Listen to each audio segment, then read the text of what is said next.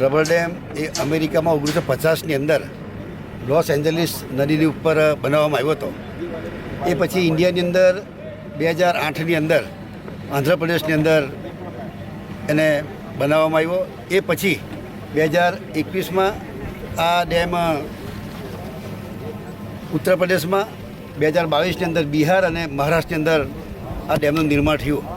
ગુજરાતની અંદર રાજવાંસળા બોદેલી ખાતે અને અંબિકા નદી ઉપર આ ડોલવડ તાલુકાની અંદર પાઠકવાડી ગામ ખાતે આ બની રહ્યો છે.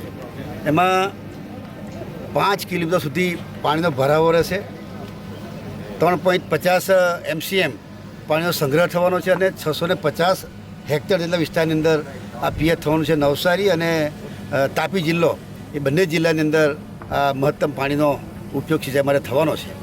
આની ખાસિયત એ છે કે જે એનું રબર છે એ રબર દ્વારા, એર દ્વારા જ્યારે ઉપરથી વધારે પડતો વરસાદ હોય ત્યારે હવા કાઢીને નીચો કરવાથી એ પાણી વહી જાય છે અને જ્યારે ભરવાનું આવે ત્યારે ફરી પાછું એને એર ભરીને પાણી સ્ટોરેજ કરવા માટેનું એક વિશિષ્ટ ટેકનોલોજી ગુજરાતની અંદર બીજા નંબરનો અહીંયા ડેમ બન્યો છે.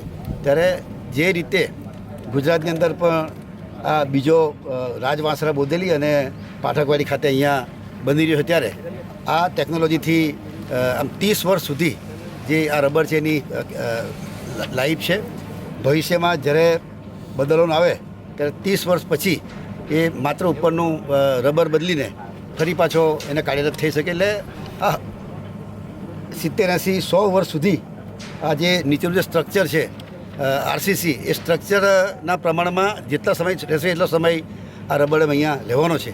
અને આજુબાજુના આમ પહેલાં જે હતો એ નાનો અમથો ડેમ હતો એની જગ્યાએ એક આ નવીનતમ ટેકનોલોજીનો ઉપયોગ કરીને આ પાઠકવાડી ખાતે અંબિકા નદીમાં નિર્માણ થયું છે.